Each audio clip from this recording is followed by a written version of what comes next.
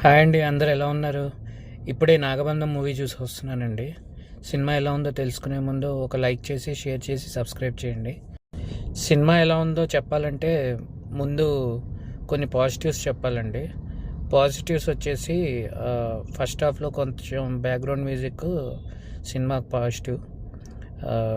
ఇంకో పాజిటివ్ ఏంటంటే కొంచెం ప్రొడక్షన్ వాల్యూస్ బాగున్నాయి. ఇంకా నెగిటివ్స్ గురించి మాట్లాడాలంటే చాలా మాట్లాడాలి. ఈ మూవీకి ఫస్ట్ విలన్ ఎవరంటే ఎడిటర్, పాటలు ఇచ్చిన మ్యూజిక్ డైరెక్టర్ అభిషేక్ నామా. వీళ్ళు ఈ సినిమాకి పెద్ద విలన్స్ అండి. రెండు, సినిమా అంతా overdose of violence, overdose of bhakti, overdose of Hindutva, overdose of Sanatana Dharma, అన్నీ ఓవర్ డోసేనండి. చిరాకు వస్తుంది మనకి. మరీ ఎంత చిరాకు వస్తుందంటే, మీరు సినిమాకి వస్తే సెకండ్ హాఫ్ మధ్యలో మీరు లేచి వెళ్ళకపోతే నన్ను అడగండి. ఫస్ట్ హాఫ్ ఒక 20 minutes బాగానే టేక్ ఆఫ్ అయిందండి సినిమా. ఆ 20 minutes దగ్గర నుంచి కింద డ్రాప్ అవుతూనే ఉంటుంది.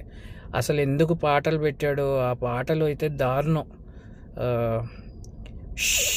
అనుకోవాల్సి వస్తుంది పాటలు వచ్చినప్పుడు. రెండు, సెకండ్ హాఫ్ అయినా కొంచెం ఫస్ట్ హాఫ్ అయిపోయేసరికి సగం లాగేసాడండి జ్యూసు. సెకండ్ హాఫ్ బాగుంటుందేమో అని కూర్చున్న వాళ్ళకి ఇంకా దారుణం అండి.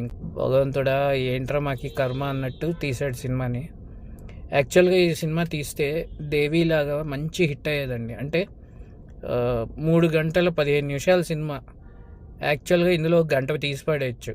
2 గంటల్లో క్రిస్పీగా తీసి అంత భారీ బడ్జెట్ పెట్టి గ్రాఫిక్స్ యూస్ చేశాడు. ఏ గ్రాఫిక్స్ అయితే యూస్ చేశాడో అయ్యే గ్రాఫిక్స్ సినిమాకి నెగిటివ్. చాలా వాటర్ సీక్వెన్సెస్ ఉన్నాయి, అదైతే దారుణంగా ఉంటాయి. ఏమని చెప్పాలి, అన్ని విజువల్ ఎఫెక్ట్స్ అయితే ఈ సినిమాకి పెద్ద నెగిటివ్ అండి.